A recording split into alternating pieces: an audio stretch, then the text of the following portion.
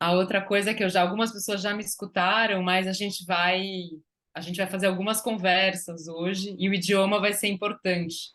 Então eu peço para vocês, além de se apresentarem no chat, para a gente saber um pouco da onde cada um está vindo, quem é quem, para vocês também colocarem o seu nome e o idioma, o pronome que vocês usam para se apresentar e o idioma de preferência, entre parênteses, aqui no nome mesmo, no Zoom, aqui para a gente, depois, quando a gente puder organizar grupos, a gente ter essa identificação de quem está falando que língua. Então, por favor, todo mundo coloca aí o idioma de preferência. Renomeia mesmo, colocando o idioma de preferência, por favor.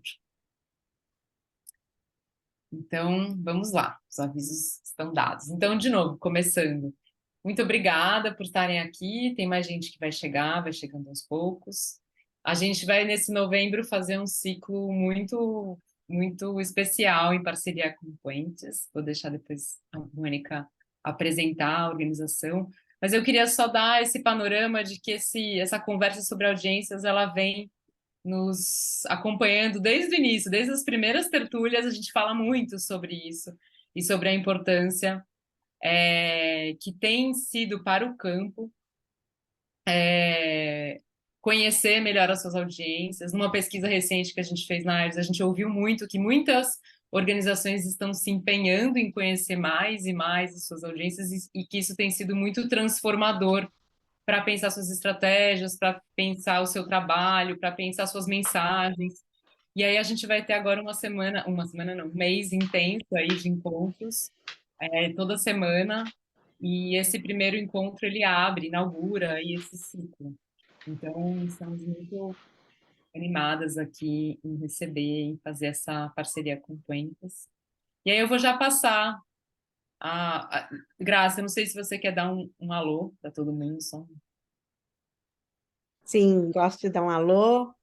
Bem-vindas, bem-vindos, bem-vindes. Muito feliz de estar com vocês de novo. Várias pessoas que eu estou vendo aqui, a gente já se encontrou em outros encontros dessas tertúlias, e hoje, com uma conversa super importante, a gente escutou, né, através da pesquisa que a Carol fez sobre a importância desse tema, de entender melhor audiências, conseguir conversar com públicos diversos. E a parceria com a Puentes nos traz muita alegria, porque é uma organização com a qual a gente já tem uma interlocução muito forte, uma parceria já desenhada em outras iniciativas, e tê-las aqui nesse espaço latino-americano das tertúlias, para nós é uma honra e uma sorte, né? Um privilégio. Então, celebrando esse momento, tenho certeza que o ciclo inteiro vai ser especial e inspirador para a gente pensar diferente sobre o que faz. É uma coisa que eu sempre acho bom, poder pensar diferente também com o que a gente já faz. Então, com isso, eu dou as boas-vindas à Mônica e toda a equipe da Puentes e passo a palavra para a Mônica.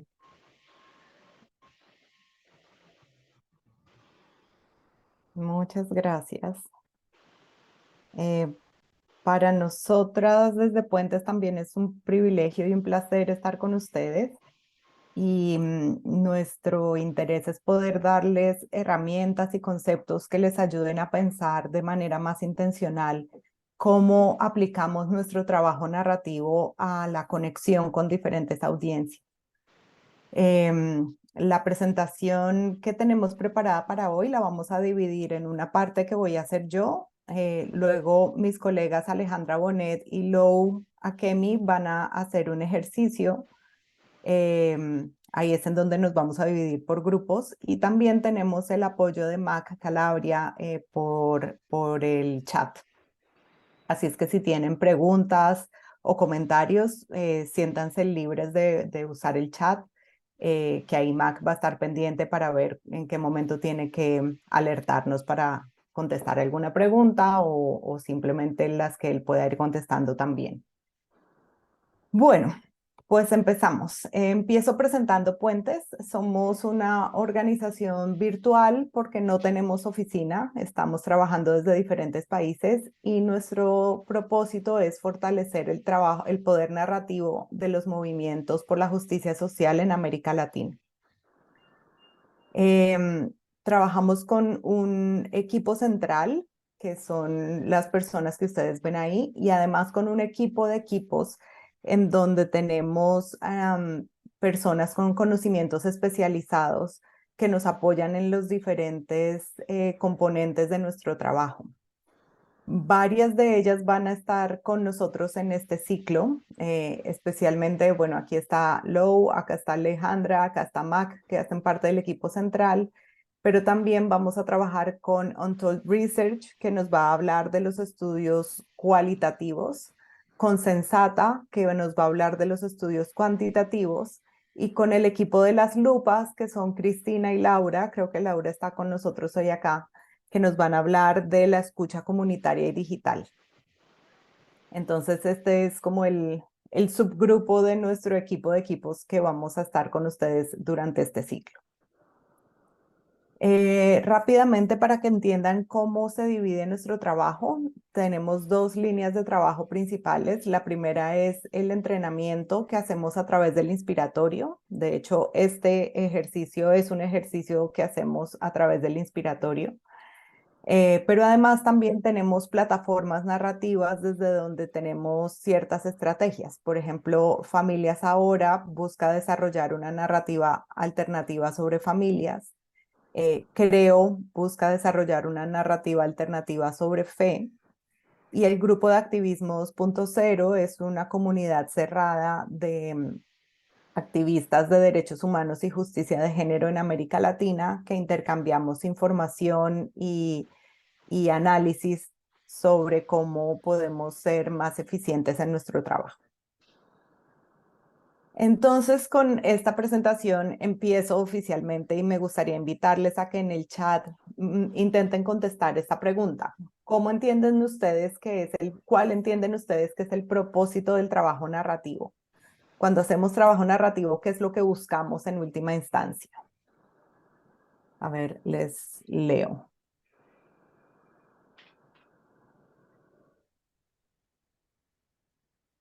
Incidir en la opinión pública, sí. Conmover, seducir, conquistar, influenciar opiniones, conectar con las personas, generar narrativas contrahegemónicas, tener una conexión con el público, crear vínculos emocionales con el público, interactuar, traducir los sentidos, visibilizar, sensibilizar. Todos esos componentes son efectivamente ciertos. Sin embargo, para poder lograr el propósito último, que es disputar el sentido común, necesitamos tener dos componentes importantes. Uno, colectividad, y el otro es poder lograr escala. No podemos pretender disputar el sentido común si no tenemos la escala suficiente para realmente competir y poder ofrecer una narrativa alternativa que el grueso de la sociedad quiera asumir y empezar a usar. Entonces, con este reto particular, porque simplemente podríamos sentarnos nosotros a discutir que queremos cambiar la narrativa y entre quienes estamos aquí nos ponemos de acuerdo en cuál es la narrativa y empezamos a contar historias de esto. Pero si nos quedamos en pequeñito, no vamos a lograrlo. Por eso uno de los grandes retos es cómo hacemos para alcanzar escala y pues eso nos presenta el reto de empezar a salir de nuestras burbujas, que no son solamente burbujas digitales, sino también burbujas sociales. Estamos rodeados de personas que piensan muy parecido a nosotros, estamos acostumbradas a tener conversaciones con quienes ya están de acuerdo con nosotros. Y para poder llegar a nuevas audiencias tenemos que hacer un esfuerzo extra. Entonces, con esa necesidad en mente, sabemos que tenemos que empezar a tomar prestados algunos elementos de las comunicaciones estratégicas. Pero antes de hablar de comunicaciones estratégicas, yo sé que ustedes son súper expertos y expertas en comunicaciones. Empecemos con las comunicaciones tradicionales. ¿Alguien se acuerda, para que me cuente por el chat, cómo nos enseñaron en el colegio las comunicaciones tradicionales? ¿Cuál era la teoría básica de comunicaciones?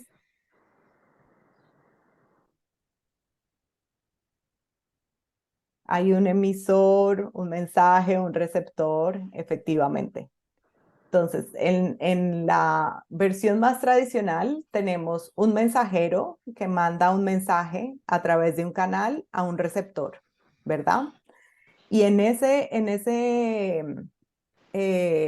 esta configuración nunca nos preguntábamos por el objetivo. Nunca había un cuestionamiento de cuál era el objetivo, si se había logrado o no se había logrado el objetivo, si el receptor había entendido el mismo mensaje que el emisor había querido mandar. Y esa es la diferencia principal con las comunicaciones estratégicas. En las comunicaciones estratégicas empezamos con identificar cuál es el objetivo que queremos lograr. Y a partir de ese objetivo es que empezamos a identificar quiénes son las audiencias con las que tenemos que interactuar para poder lograr el objetivo. Y es a partir de que entendamos estas audiencias que podemos determinar cuáles son los mensajes, los mensajeros y los canales que nos van a servir para ser persuasivos con esas audiencias. Es decir, para tener éxito interpelando a esas audiencias de forma que actúen para que podamos lograr nuestro objetivo. Entonces, con esta mirada diferente, el tema de estudiar a las audiencias se vuelve fundamental, porque es a partir de ahí de donde empezamos a tomar decisiones de cuáles son los mensajes, los mensajeros y los canales que van a funcionarnos. Entonces, en ese sentido es que la investigación de audiencias se vuelve un componente importante en nuestro trabajo narrativo. Y este tipo de investigación tiene muchas formas. Hay mapeos que podemos hacer, hay encuestas, hay grupos focales, se pueden hacer pruebas A/B, podemos hacer análisis de redes sociales, podemos hacer mapas de empatía. Y realmente el menú o el abanico de opciones para hacerlo es muy amplio. Pero en el fondo lo más importante es que nosotros logremos cambiar el chip para entender que las comunicaciones que estamos produciendo no nos tienen que gustar a nosotros, le tienen que gustar a las audiencias con las que queremos trabajar. Y eso simplemente, teniéndolo claro, puede ser que tengamos una tía que representa a esas audiencias que son las que queremos llegar y entonces podemos simplemente empezar a hablar con nuestra tía. No tenemos que meternos en estas formas tan sofisticadas de hacer estudios de audiencia. Si realmente entiendo de qué se trata y es buscar un referente externo a mí que represente esa audiencia a la que yo quiero llegar, pues esa es la manera en la que yo puedo empezar a usar esta práctica de investigación de audiencias de manera más cotidiana. Sin embargo, parte de lo que vamos a hacer en este ciclo es mirar con detenimiento varios de estos tipos de investigación de audiencias y entender cuáles tenemos disponibles, cómo funcionan y conocer un poco mejor pues, la oferta que hace cada uno de estos. Obviamente, el impacto de hacer comunicaciones con investigación de audiencias y sin investigación de audiencias, pues es muy evidente. Cuando tenemos investigación de audiencias, al tener la información sobre las audiencias con las que queremos trabajar para lograr el objetivo, vamos a poder tener un camino mucho más directo hacia nuestro objetivo y nuestro trabajo va a ser mucho más eficaz. Es posible que sin investigación de audiencias también lo podamos lograr, pero ahí vamos a estar un poco en la sombra y seguramente vamos a tener que dar muchas más vueltas antes de que podamos llegar al objetivo. Moni, te quedan 10 Entonces, minutos. Gracias. Trabajamos con una premisa y es que se basa en lo que opinan los... Uy, perdón, estoy escuchando la traducción. Que se basa en los expertos en movimientos sociales, que ellos dicen que para ser exitosos como movimiento tenemos que usar marcos que nos permitan activar las acciones de los simpatizantes, atraer a las audiencias flexibles a través de los valores compartidos y limitar el alcance de los mensajes antagonistas. Entonces aquí ya introducimos 3 conceptos claves que vamos a usar durante todo el tiempo que estemos hablando de audiencias. Entonces, trabajamos con 3 tipos de audiencias. Las audiencias simpatizantes, pues son aquellas que ya están de acuerdo con nuestras agendas, tienen un compromiso fuerte con los objetivos de derechos humanos y de justicia social. Y a ellas lo que tenemos que hacer obviamente no es convencerlas porque ya están convencidas, sino el reto es cómo nos coordinamos para que las acciones sean mucho más poderosas, cómo las activamos para que hagan lo que la estrategia necesita que ellas hagan. Luego, por el otro lado, tenemos las audiencias antagonistas, que por el contrario, lo que tienen es un compromiso muy fuerte en contra de nuestras agendas y seguramente que proactivamente intentan neutralizar nuestras agendas. Y por lo tanto, nuestro esfuerzo también debe ser neutralizar sus mensajes, que los esfuerzos que ellos hagan no tengan tanto impacto. Y finalmente, las audiencias flexibles, pues son aquellas que tienen una opinión variable, por eso les decimos flexibles, frente a las diferentes agendas de derechos humanos. A veces están más de acuerdo con nosotros, a veces están más de acuerdo con los antagonistas. En muchos casos no tienen tiempo, son apáticas o están ocupadas y no han tenido el tiempo para informarse lo suficiente y tomar posición. Pero digamos que al no tener una posición, un compromiso férreo con ninguno de los dos, pues se convierten en audiencias flexibles a quienes lo que tenemos que intentar hacer es atraerlas a partir de identificar sus valores y identificar cuáles de esos valores compartimos con nosotros y construir mensajes desde ahí. Cuando tengan la sesión con Sensata, Ana María les va a contar mucho más. Sensata es la agencia con la que hemos estado haciendo estudios de audiencia, unos muy particulares que se hacen según la orientación en valores. Entonces, en estos estudios lo que hacemos es buscar cuáles son las creencias que guían la vida y las decisiones de los distintos tipos de personas. Y estos estudios nos han permitido hacer lo que llamamos segmentación y caracterización, es decir, entender cuál es la proporción de cada una de estas audiencias, de cuántos simpatizantes estamos hablando, de cuántos flexibles, de cuántos antagonistas, para entender un poco mejor cuál es el escenario al que nos enfrentamos. Y además también la caracterización, cómo son cada uno de esos grupos, qué les importa, y eso cómo varía en los diferentes países de América Latina. Incluso en algunos casos esto también nos da pistas sobre el lenguaje que podemos usar o que deberíamos usar para tratar de comunicarnos con cada una de ellas.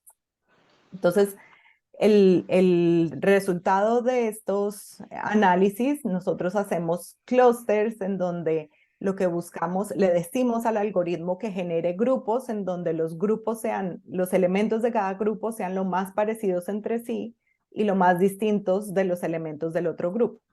Entonces ahí el algoritmo aquí, de hecho, nos identificó 4 grupos. No sé si se alcanzan a dar cuenta que hay 2 azules, uno más claro y uno más oscuro, pero los 2 son antagonistas, solo que son antagonistas un poco distintos, unos más religiosos y los otros un poco más cínicos, pero todos son antagonistas.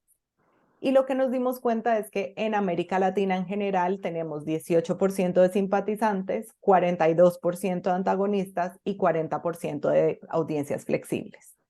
Y esto, por supuesto, dado que funcionamos en contextos democráticos, pues tiene que hacernos generar una reflexión alrededor de cómo vamos a crear las mayorías que necesitamos para que en contextos democráticos podamos avanzar nuestras agendas. Y entonces, en ese sentido, si ustedes miran aquí, busquen el país que les interese, el promedio que les mostré es el promedio latinoamericano, pero pues varía mucho en distintos países. En Brasil, por ejemplo, hay 24% de antagonistas, 31% de simpatizantes y 46% de flexibles. Es distinta la proporción, pero en todos los casos, en toda América Latina, la proporción de flexibles está entre el 40 y el 50%. y por lo tanto es una de las audiencias a las que más atención tenemos que ponerles, especialmente porque históricamente conocemos muy bien a los simpatizantes, entre nosotros nos hablamos, sabemos muy bien quiénes son los antagonistas, nos las pasamos peleando con ellos, pero ellos no van a cambiar nunca. Y realmente la oportunidad más grande que tenemos de encontrar audiencias que estén más o menos abiertas a nuestros temas, pues están los flexibles. Entonces, efectivamente, la gran oportunidad que tenemos es con audiencias flexibles y vamos a hablar un poquito más de ellas. Lo primero es que cuando decimos que es importante ponerle atención a las audiencias flexibles, no les estamos pidiendo que descafeínen su activismo. De eso no se trata. De lo que se trata es de pensar cuáles son los valores que tienen esas audiencias y en cuáles coinciden con nuestros valores para tratar de identificar cuál es el espacio desde donde podemos tener empatía para poder entender cuál es el punto de partida desde el cual podemos empezar a construir comunicaciones que a ellos les resuenen, que a esas audiencias les resuenen. Una de las cosas más interesantes que hemos aprendido hasta ahora con nuestro estudio de audiencias es que las audiencias flexibles sí están abiertas a todas las causas de derechos humanos y de justicia social. Sin embargo, a diferencia de los simpatizantes somos rebeldes con causas. Ellos no son rebeldes. Estas audiencias, para ellas, Dios es muy importante en su vida. La opinión de sus padres es muy importante en el momento de tomar decisiones y aunque reconocen que ellos les gustaría hacer las cosas de una manera diferente, valoran mucho la tradición.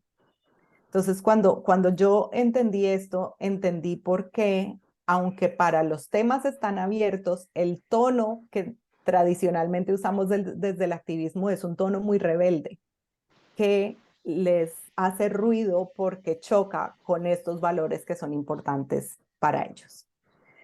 Pero poder entender este insight pues ha sido muy, muy útil y quiero mostrarles cómo lo hemos implementado en el trabajo que venimos haciendo para desarrollar una nueva narrativa para las familias. Entonces, lo primero es que con una de las encuestas que hicimos con Sensata vimos cómo estar con la familia. Aquí la pregunta era, si tuvieras tiempo libre, ¿cómo te gustaría usarlo? La primera opción, ayudar a los más vulnerables. La segunda, divertirte con amigos. La tercera, estar con tu familia. No responde. La otra, obtener un ingreso adicional y otro. Y si se dan cuenta, todos los dos tipos de antagonistas, los flexibles y los simpatizantes, siempre priorizaron estar más tiempo con la familia. Entonces podemos concluir que en América Latina es una prioridad para todas las audiencias. Entonces, ahí empezamos a darnos cuenta de que sí era importante poder reapropiarnos de la narrativa sobre familias. Luego, junto con Cristina Vélez, hicimos una investigación digital en donde analizamos cuál era el debate sobre familias en redes sociales. Hicimos un monitoreo en Twitter, en Instagram, en YouTube, analizamos una cantidad de contenido para entender cómo se hablaba de familias en este momento en las redes sociales. Y pues a partir de ahí también sacamos un montón de insights sobre el tipo de contenidos que podría interesarle a la gente y obviamente verificamos que había 0 contenidos sobre una manera alternativa de hablar de las familias. Con todos estos datos también hicimos unos grupos focales con Untold Research. Los grupos focales estaban especialmente dirigidos para personas flexibles. Entonces, ya cuando venga Mónica de Untold Research les contará, diseñamos unos filtros, unos cuestionarios que sirven de filtro para identificar a quienes sí queremos en el grupo focal. Entonces, responden preguntas que cuando las responden sabemos quiénes son flexibles y a ellos los invitamos al grupo focal. Entonces, hicimos estos grupos focales y lo que descubrimos es que Facebook es la red social de preferencia de este sector. Por lo tanto, la red principal que usa familias ahora es Facebook. Tienen una participación cívica baja, se enteran de noticias por WhatsApp, por lo tanto también creamos canales de WhatsApp para que puedan recibir información de nosotros. Se reconocen como católicos, pero van poco a misa. Digamos que son más católicos culturales que practicantes. La mayoría tiene hijos menores de 18 años o propios o de su pareja. La mayoría tienen un grado de bachillerato o un grado técnico, pero no profesional. Y esto fue muy importante para entender que no podíamos usar lenguaje profesional ni complejo, sino que teníamos que hablar en términos simples que una persona con solo bachillerato pudiera entender. Viven en pareja, son cisgénero y tienen entre 25 y 35 años. Entonces, esto fue como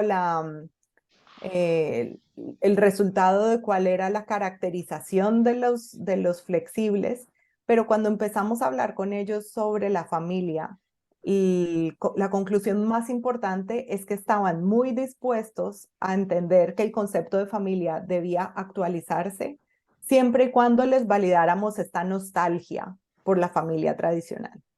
Especialmente la figura de la abuela salió como una cosa que para todo el mundo es muy importante. El abuelo, por el contrario, era la figura de violencia a la que todos le tenían miedo. La idea de la familia alrededor de la mesa, comiendo alrededor de la mesa, también era como una imagen que la gente valoraba mucho cuando pensaba en familias. Y entonces con toda esta información empezamos a crear esta estrategia contranarrativa, que no es una contranarrativa confrontadora, sino desarrolla una narrativa alternativa sobre familias. Entonces quiero ponerles este video y quiero que intenten notar el tono nostálgico que usamos en el video, precisamente respondiendo a lo que encontramos en ese estudio. ¿Ah?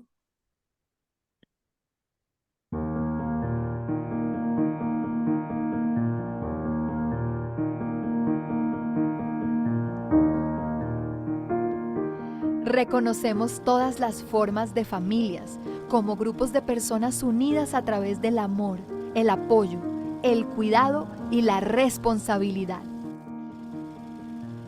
Promulgamos que lo importante no es su configuración, sino que las relaciones familiares sean sanas y busquen el bienestar y el desarrollo del proyecto de vida de sus integrantes.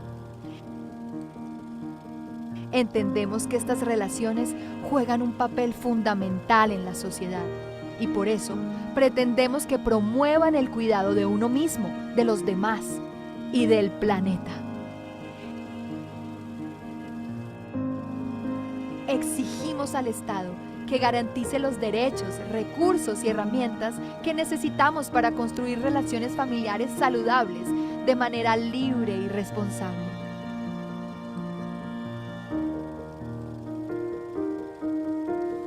Y nos comprometemos con los grandes retos de nuestro tiempo.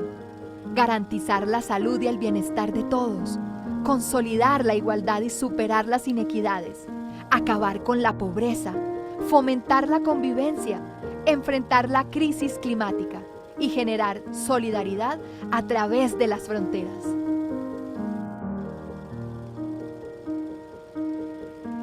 Somos familias ahora, familias de hoy, por el mundo del mañana.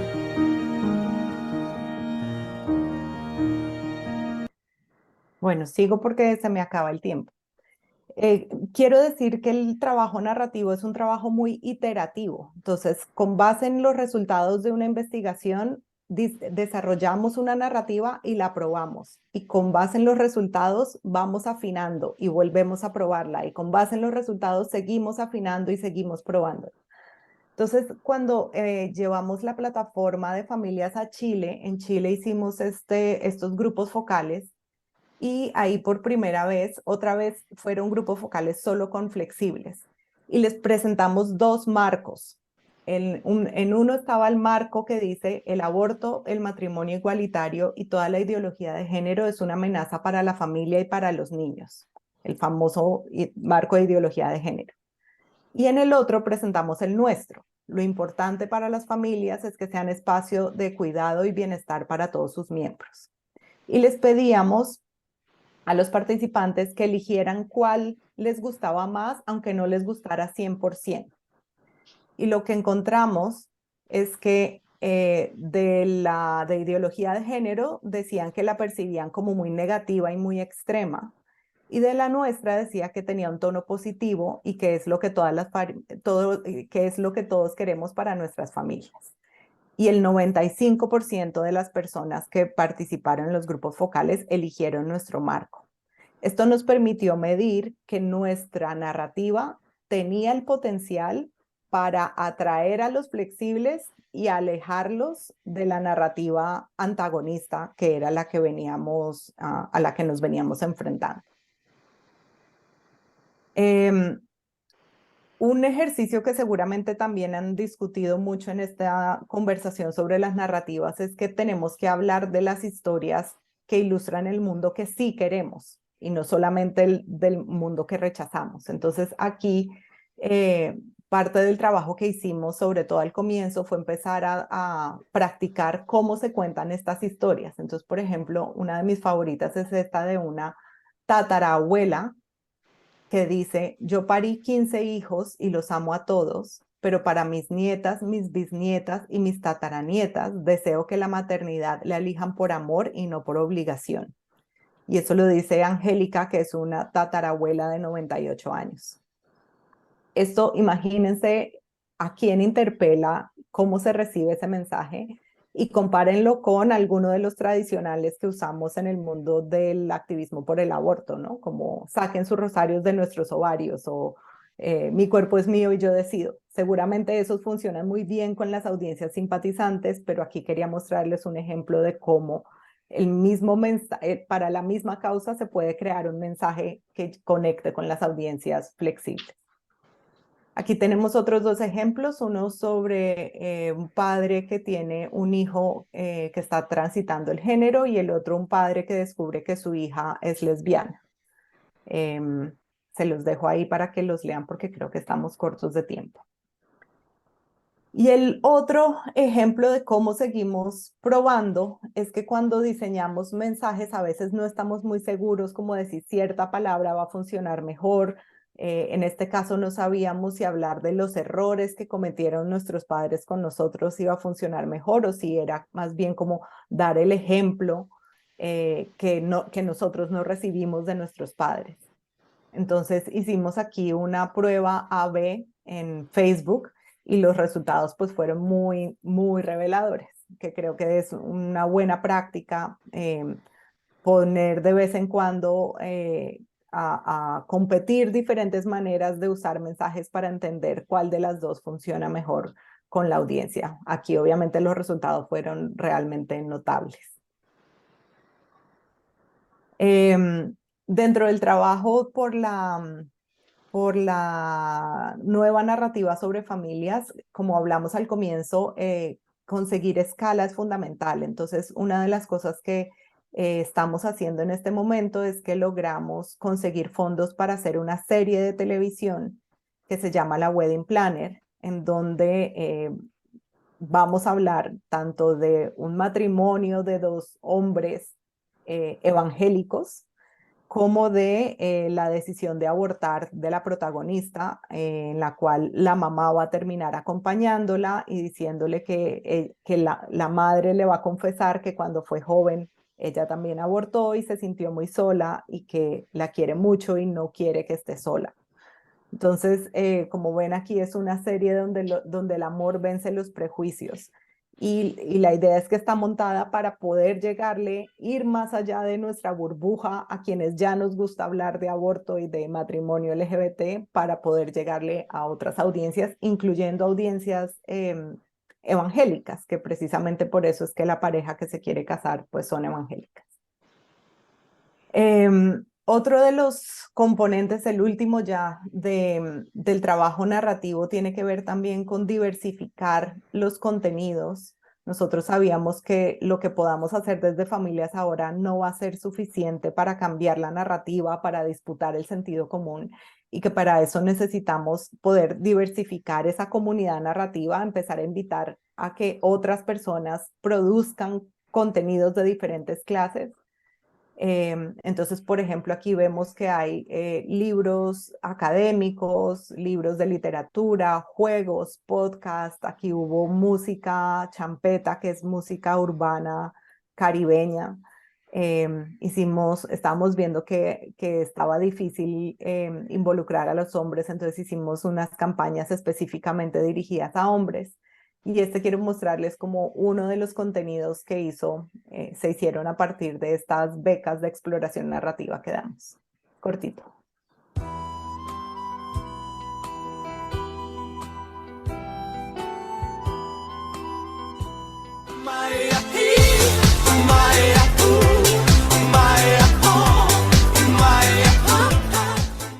Como les dije, esto en muchos casos se trata de contar las historias del mundo que sí queremos, de cómo se vería el mundo que nosotros queremos construir. Y pues este es un ejemplo perfecto de eso. Ya para terminar y para intentar resumir, desde Puentes hemos hecho el esfuerzo de tratar de abstraer cuáles son los diferentes pasos que nos van a llevar a crear y posicionar una narrativa que dispute el sentido común. Y si bien esos pasos no son lineales, estrictamente hablando, pues sí nos dan una idea como de las diferentes cosas que se tienen que hacer. Y aquí en amarillo hemos resaltado los pasos que tienen que ver con la investigación de audiencias. Entonces nosotros siempre empezamos, pues obviamente por un lado vamos convocando a una comunidad narrativa, pero el paso 1 es el análisis de las narrativas existentes, que eso se hace a partir de este análisis en nuestro caso lo hacemos con Cristina, de qué se está hablando y cómo se está hablando. Luego, el identificar los puntos de entrada con los estudios de audiencia lo hemos hecho en una combinación con los estudios de audiencia de Sensata y los grupos focales de Untold Research. Ahí combinamos la mirada cuantitativa con la cualitativa. Y luego, pues, el probar si la narrativa propuesta sí está funcionando y lo que les dije antes, cómo iteramos, ahí podemos utilizar varias veces diferentes tipos de estudios. Que nos va eventualmente a llevar a que efectivamente la narrativa se acepte y luego cómo empezamos a crecer esto diversificando el ecosistema, buscando que todos produzcan contenidos de tal forma que al final logremos crear esa inmersión narrativa que va a resultar en el cambio de actitudes y de comportamientos y en últimas del sentido común que queremos disputar. Entonces, este es como el gran resumen de todos los momentos en donde los estudios de audiencia son relevantes para el trabajo de cambio narrativo. Hasta ahí estoy. Creo que si tienen preguntas hasta ahora, y si no, le paso la palabra a Lou porque vamos a hacer un ejercicio. No vi preguntas en el chat, ¿verdad? No. Bueno, pues entonces, Lou, te paso la palabra. Bueno, muitas graças, Moni. Agora eu vou fazer um câmbio para falar em português. Então, quem precisar da tradução pode clicar no botão do planetinha embaixo e escolher o seu idioma preferido. Deixa eu compartilhar aqui com vocês a tela. E vocês já me falam se vocês podem ver.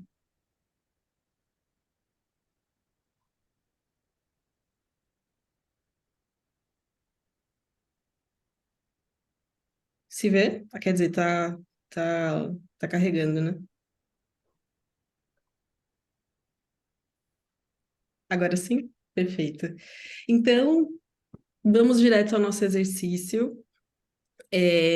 A gente trouxe um exercício pedagógico, um exercício introdutório, e esse exercício vai ser criar coletivamente um mapa de empatia. Acho que... Deixa eu passar. E aí, antes de entrar no exercício do mapa, a gente trouxe uma citação, uma frase da Emily, que diz que a empatia ela é muito mais do que se colocar no lugar de outra pessoa. É uma oportunidade para a gente se apaixonar, se odiar, de ser uma pessoa completamente diferente que você normalmente é. E ao fazer isso, você descobre muito sobre a vida e sobre o que é viver. Então, a gente trouxe a empatia porque a empatia também é é um dos princípios da inovação. Então, a proposta do exercício é que a gente comece começar um processo criativo com um processo também humano, de empatia. Então, o que que é o mapa de empatia? É uma ferramenta de design thinking, tá? E ela serve para várias coisas. A gente pode utilizar ela para projetar pesquisas de audiência, para inspirar a criação dos nossos conteúdos. A gente pode usar ela para sintetizar observações, para tomar decisões e para se alinhar em equipe. Então, é algo introdutório, né? É uma das possibilidades, das várias que a Moni citou para a gente, e é uma que a gente pode tentar fazer o exercício de fazer aqui em coletivo, porque nesse caso a gente pode usar a intuição primeiro e depois a evidência. Então, peraí.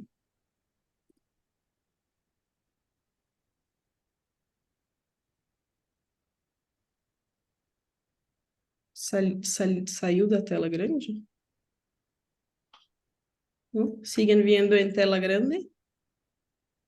Está Sim? bien, sí. Ai, não, agora saiu, né?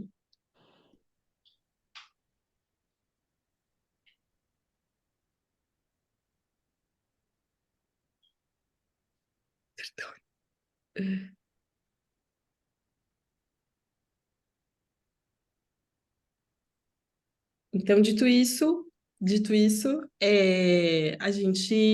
a ideia, né, de por que fazer esse exercício é justamente para que a gente se provoque a furar as bolhas e que a gente se provoque a buscar soluções, e saídas, né, a partir de novas ideias, novas visões, novas cosmovisões. E o desafio, então, desse nosso exercício hoje vai ser a gente ter empatia com alguma pessoa representante do público flexível. E para a gente se lembrar rapidamente, dos públicos das audiências que a Moni apresentou para a gente, né? Então, essas três são os três que a Mônica nos apresentou. E aí a gente trouxe algumas figuras, assim, públicas para representar e dar um ar fresco, digamos, visível, palpável de quem são essas pessoas que a gente está falando. Por exemplo, os antagonistas. Então, o Neymar, a nossa Damares ex-ministra, o Milei e Bukele. Do lado dos simpatizantes, essa parte é muito fácil, a gente podia colocar as nossas fotos, talvez, aqui também. Mas a gente tem o Emicida, o ator Pedro Pascal, a Karol G, a Greta Thunberg, por exemplo, e, finalmente, o dos flexíveis, que William Bonner é um apresentador, um âncora brasileiro, o J Balvin e Shakira. Então, para a gente ter mais a parte interessante de ver como que essas figuras também jogam no mundo real. E aqui chega a nossa representante, a representante que a gente escolheu para fazer o exercício de hoje. Por que que a gente está fazendo com a audiência flexível? Porque, como a Moni falou, talvez a gente já tenha toda a nossa empatia e a gente tem muito bem localizado a nossa empatia com a nossa audiência, com as pessoas simpatizantes e com todo mundo do grupo dos simpatizantes, e todo o oposto com o outro, e o meio talvez seria o nosso desafio. E agora, um tema, né? Qual vai ser o nosso desafio? Então, vai ser responder essas perguntas. O que diz, o que faz e o que pensa, e como se sente a Barbie sobre o racismo? Eu queria perguntar rapidinho, antes de passar para explicar como vai ser o exercício, se as pessoas que estão aqui já assistiram o último filme da Barbie. Não sei se dá para reagir com um negocinho ou escrever no chat. Vocês viram o último filme da Barbie, que foi o filme da Margot Robbie? Vem aqui as minhas respostas. Ainda não vi. Algumas pessoas viram, outras não. Certo, meio a meio. Bem, tudo bem. Sabemos que a Barbie é uma figura muito controversa por si própria. Então, o exercício aqui vai ser entender que ela pode representar um público que talvez destrave e desvende algumas pistas para a gente de como falar sobre o racismo com essas pessoas. Então, vamos para o exercício. Eu vou ler as instruções rapidinho. Então, A gente tem 4 perguntas para responder, por isso a gente vai se dividir em 4 breakout rooms. A Carol vai ajudar a gente a se dividir pelos idiomas que a gente fala. A gente vai ter 10 minutinhos para escolher, responder as perguntas. Então, se você está no grupo do que a Barbie faz, vocês vão responder nos post-its do que a Barbie faz. E se você está no que pensa, etc., e assim por diante. E logo, quando a gente voltar para a sala, a gente vai escolher, cada grupo vai escolher 3 dos seus post-its para compartilhar, e a gente vai ter um mapa coletivo de empatia com a Barbie sobre o racismo. A Alejandra mandou aqui no grupo, no chat, nas mensagens, o link do Excel que a gente vai usar, da planilha, desculpa, que a gente vai usar para responder. E a gente pode entrar nela, cada pessoa, cada grupo pode ter algumas pessoas nela, não precisa todo mundo entrar. E ela vai se atualizar sozinha. Então, eu vou voltar para o slide anterior. Vocês vão encontrar isso aqui nos grupos, tá? Então, se o seu grupo vai ser o grupo esse grupo, por exemplo, vocês vão localizar o slide que refere ao seu grupo, e aqui mesmo vocês podem ir clicando. É um slide interativo, vocês podem ir clicando e respondendo as perguntas. Eu não sei se alguém tem alguma dúvida, ou se deu para entender o exercício. Depois a gente vai fazer algumas perguntas e vou tentar conversar um pouquinho sobre isso, trazer também para o dia a dia, para os desafios que a gente tem, que vocês têm no dia a dia de vocês. Eu vou voltar para este daqui, que é o... Lou, Oi. eso, quería que mostraras este slide para explicar que la idea es que lleven los 3 slides que escojan al final de la actividad, lleven los 3 slides que escojan a este mapa y según este diagrama tendremos la conversación grupal.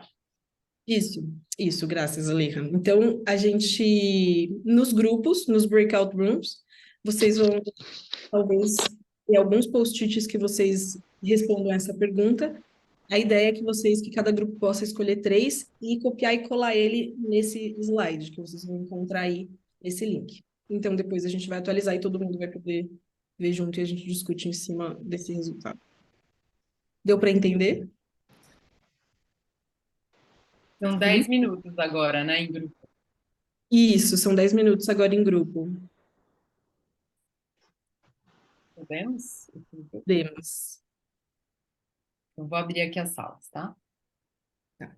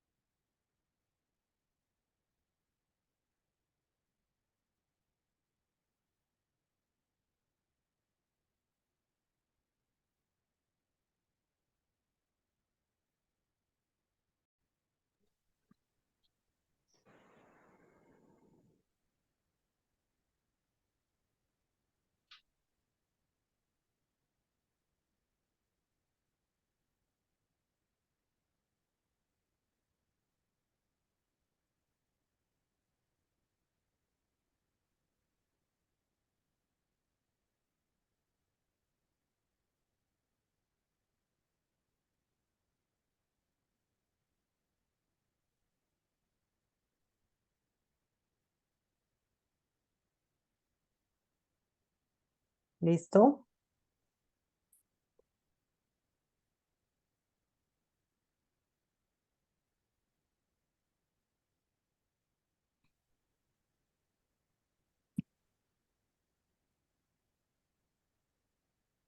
catapultados para dentro. De volta, sim. E aí, deu tempo? No meu grupo deu tempo, só não deu tempo de colocar de volta no slide. Vou fazer isso agora. ¿Qué tal? ¿Difícil?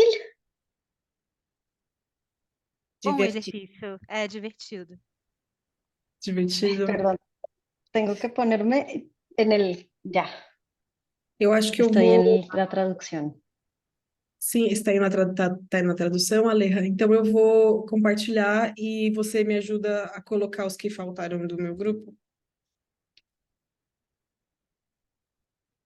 Me faltan el grupo 2 y el grupo 4, el grupo de Asia y el grupo Siente. Sim, Que estamos poniéndolo. eu vou colocar também os desse, e aí eu já apresento, então. Mas a gente não, o meu grupo não decidiu qual vai colocar, então eu vou colocar os 3 primeiros. Sí, no, no pasa nada. Para el ejercicio, pues ponemos y ya está. Si quieres, lo puedo yo compartir la pantalla y Sim, podemos pode. facilitar la conversación. Entonces, Uhum. miren, Sim, listo. por favor. Entonces,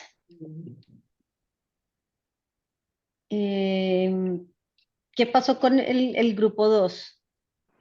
Del grupo, perdón, del grupo 2, ¿cuáles paso?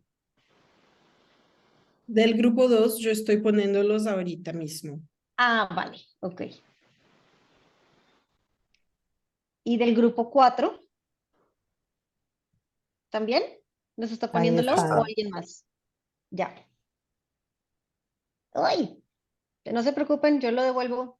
Yo lo devuelvo. Ya está. ¿Va? Bueno.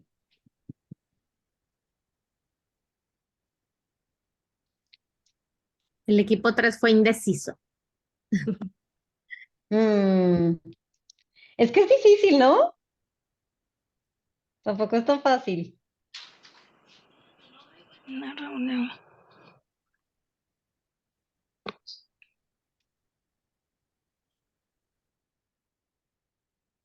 Ai, não. ¿Teníamos que Mientras, poner solo 2 o 4? 3. 3. Ah, Bueno. Me encanta que pusieran esta por acá porque esta es creo que es la frase que eh, encapsula Barbie. Listo. Bueno, listo. Entonces, tenemos unas preguntas disparadoras, Lou. ¿Cuáles eran? Sí, yo tengo las acá. A ver. Antes tenemos que quizás dar una mirada. ¿Quieres poner en grande? Para que demos una mirada Ah, en claro que sí, Sí, claro. ¿Cómo se hace esto? Perdón, acá está. Ya. esto. ¿Ahí? Aí, você vê, sim, perfeito. Então, Barbie, primeiro grupo disse que a Barbie diz. O que o primeiro grupo disse que a Barbie diz? Eu tenho a minha amiga Barbie, patinadora negra, então eu não sou racista. Depois ela disse, ai, Peru, mas a gente sofre racismo. Racismo inverso. Depois ela disse, eu não entendo a diferença, eu não entendo e defendo a diversidade. Ah, eu entendo e defendo a diversidade. Sim, ela disse que ela defende e entende a diversidade. Muito bem. O que ela pensa? O racismo, eu vejo como diversidade cultural. No, Lou, pasa las dos. Pasa el 2 primero, al así. Perdón, 1, perdón, 2, 3 y 4. Sí, perdón. Entonces, primero 2, ela que hace. Entonces, a Barbie teria uma amiga negra para validar a si mesma. A Barbie, ela se isenta da responsabilidade de buscar conhecimentos, espera que as pessoas racializadas ensinem tudo para elas. E o outro que não colou aqui é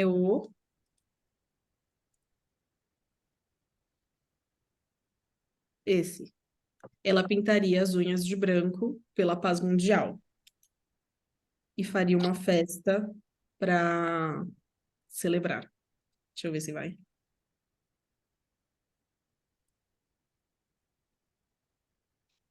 Eu não logro, não consigo colar. Pero vou a ler de novo. Pintaria as unhas de branco pela paz mundial com uma festa de conscientização entre os amigos. E número 3, o que ela pensa? O racismo eu vejo como uma diversidade cultural e exotiza. Es un... No logro ler. ¿Qué está diciendo? Un tema pesado y aguafiestas. Ok. Não existe um tema de passado. Já se solucionou. Já foi resolvido. No solo... Ninguno racista se esconde porque hay... Hoy. Porque hoy hay vergüenza. Isso. Ujú. E o que ela sente? Número 4. Se sente bem intencionada. Eu tenho uma amiga preta. Se sente de saco cheio de ter que aprender mais alguma coisa. E se sente vítima, né? Se sente culpada. Muito bem, agora sim, agora vamos para o slide da pergunta.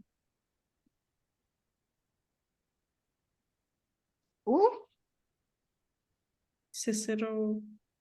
Sí, perdón, momento, estoy haciendo una actualización, perdón.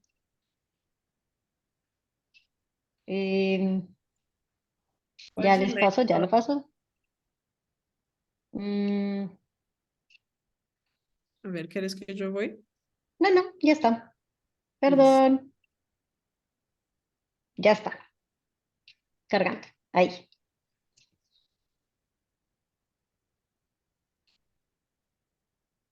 ¿Sí? ¿Está bien? Bueno, entonces, lo primero que me gustaría preguntarles es si les queda claro por qué Barbie es flexible. De ver este mapa completo y ver cómo los cuadrantes, como los conflictos que se generan entre lo que dice, lo que siente, lo que piensa, lo que hace, ¿no? Es claro por qué es una persona flexible y no antagonista.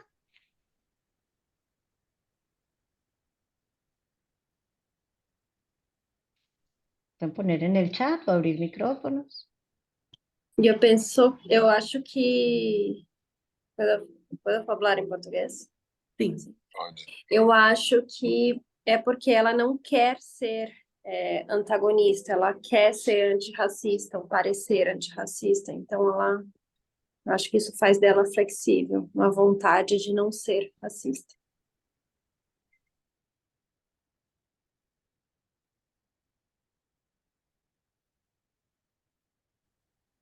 Sí, dice Vanessa en el chat que ella no está orgullosa de ser racista. Uhum. Es como no parece ser como activamente racista, como que muy enraizada de una manera, pero de cierta manera como no consciente, tratar de minimizar, o sea, como que no le importa tanto, pero sí, o sea, algo negativo, pero no tanto para estar como muy metida. De acuerdo. Y como que no es supremacista blanca, o sea, se puede convencer.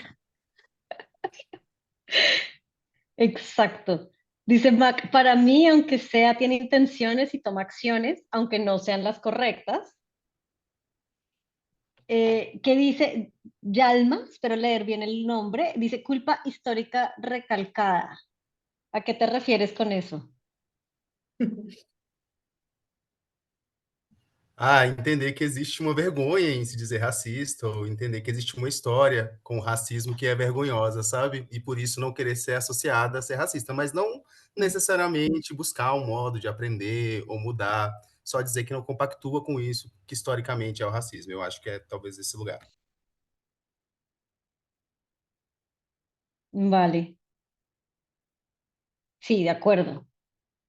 Y, por ejemplo, se les ocurren como maneras, a partir de ver este diagrama, se les ocurren como maneras de crear un contenido que de pronto acerque a Barbie un poquitico más hacia el lugar a donde queremos que llegue. porque creo que tenemos claro que Barbie tiene la intención clara, pero no ha caído en cuenta que tiene que generar cambios en su comportamiento, en su pensamiento, ¿no? Entonces, ¿se les ocurre alguna cosa que podrían hacer?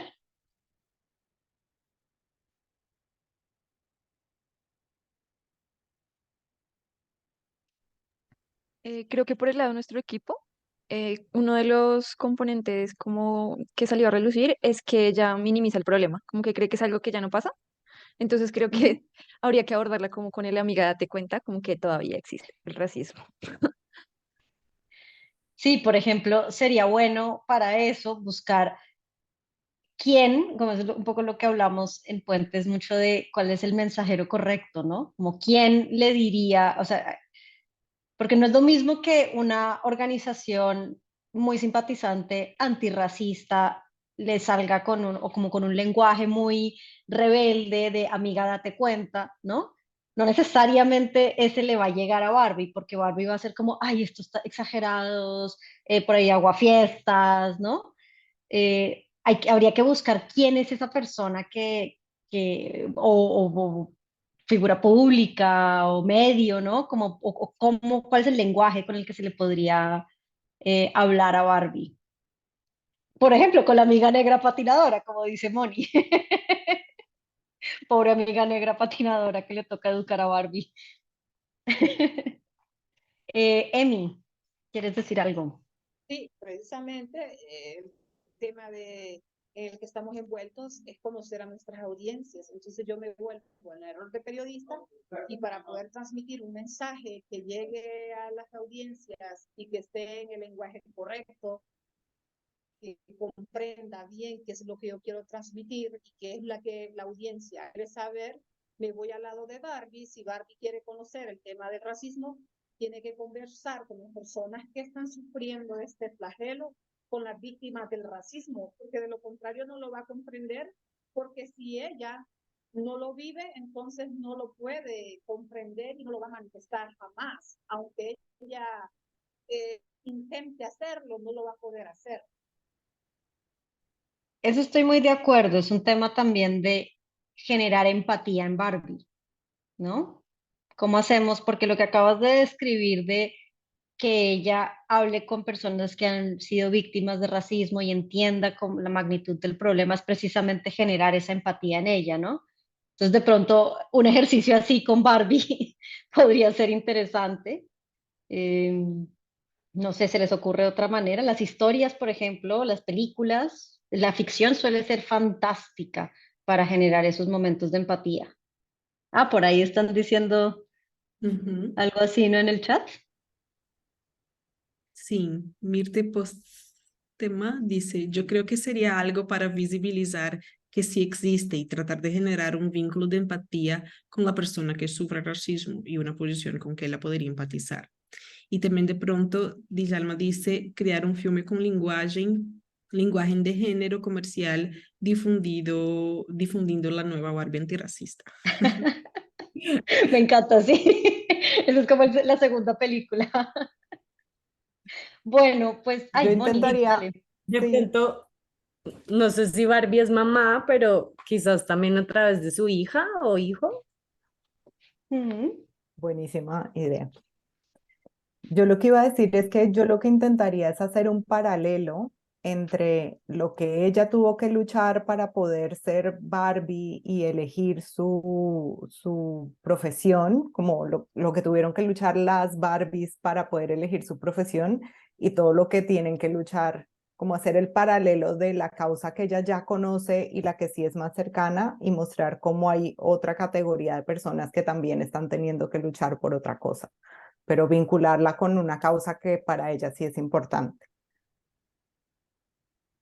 Sí, ese es un ángulo súper interesante porque empatizas con la posición de lo femenino, ¿no? Del ser mujer y ser una mujer profesionista, independiente. De alguna manera eso sí lo representa Barbie, ¿no?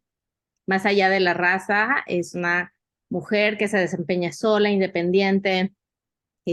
Pero también por ahí había familia Barbie, pero en realidad es la figura de una de una mujer y que también carga con ciertos prejuicios. O sea, no sé si racismo, pero sí prejuicios, ¿no? Prejuicios de todos tipos, de esos prejuicios que se le cargan al género femenino, ¿no? Mm. Bueno, pues ahí les queda esa herramienta. Ya también les compartiremos la presentación completa. La idea obviamente no era que hicieran un mapa de empatía perfecto, sino que se familiarizaran con la herramienta. Claro, en realidad el paso para hacerlo es pues no así en grupos, sino que pues no primero el primer grupo, luego el segundo, ¿no? El primer cuadrante, pero cada persona pues o grupo de trabajo lo hace individualmente, digamos. Pero bueno, creo que ha sido como una buena experiencia para intentar empatizar con una representante de nuestra audiencia flexible, de salirnos un poco de nuestras burbujas, como decía Lou. Em, Lo pregunta por el chat si teníamos un slide más. Sí, sí teníamos un slide de despedida, pero no sé si, Carol, porque nos hemos pasado un poquitito del tiempo, tú querías hacer algo. Sim. Não, eu só queria comentar que se o exercício já é difícil pensando na Barbie como audiência flexível, né? E a Barbie a gente tem tantos elementos para, mesmo não tendo filme, a gente tem tantos elementos para construir o que pensa, o que sente, o que faz, né? O quão difícil é a gente pensar nas nossas audiências flexíveis, pensando nas complexidades delas, né, indo para a vida real, né, em que não é tão fácil mapear, fazer esse mapa de empatia, né? Então, enfim, eu estou falando tudo isso já um pouco porque eu gostaria que vocês até já anunciassem um pouco como para onde a gente vai nos próximos encontros, contassem um pouco a caminhada, a jornada que a gente vai fazer nos próximos 3, porque eu acho que a gente vai poder aprofundar cada uma dessas, cada um desses, enfim, aprofundar miradas justamente para esse público. Eu não sei se Mônica, Lou ou Alejandra, enfim, eu não sei se uma de vocês puder só contar a jornada, eu acho que ia ser interessante, porque diz um pouco do desafio que é a gente mapear essa e entender, né, e poder fazer esse mapa de empatia para as nossas audiências flexíveis, que são complexas.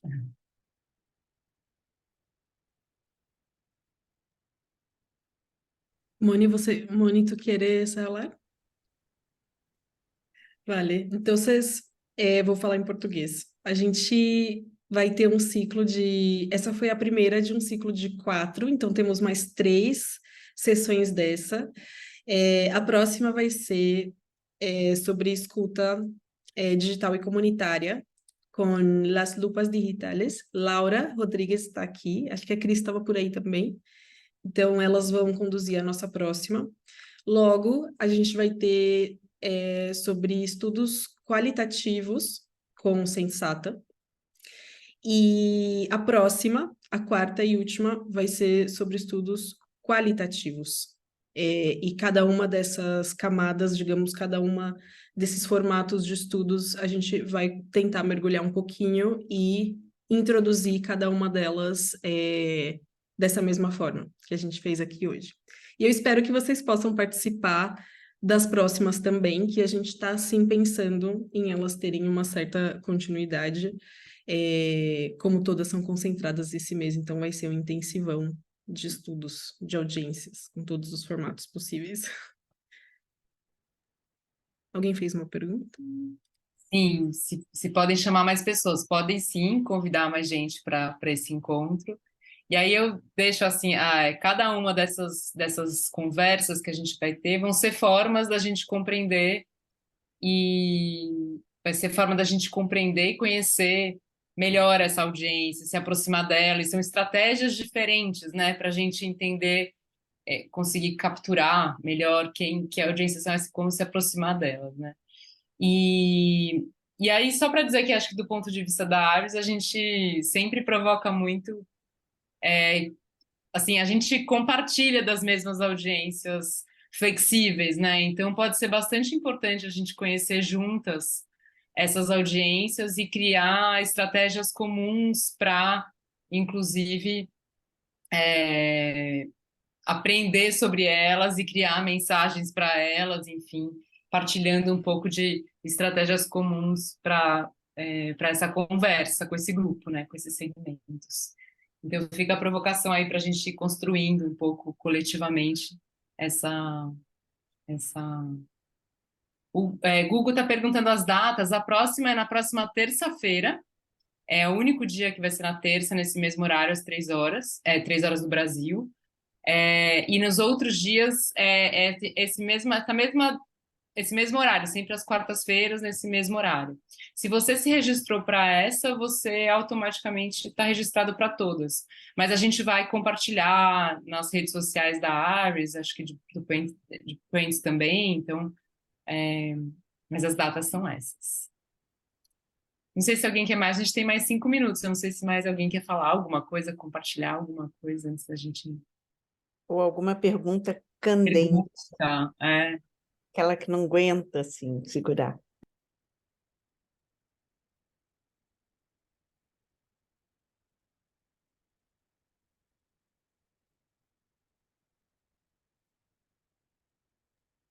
Yo me quedé pensando que seguramente si a Barbie la invitan a una marcha de Black Lives Matter, ella iría, porque es lo cool.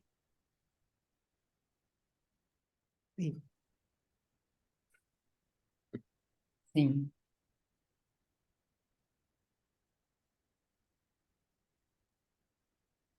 As portas de entrada cool, né? Para mapear.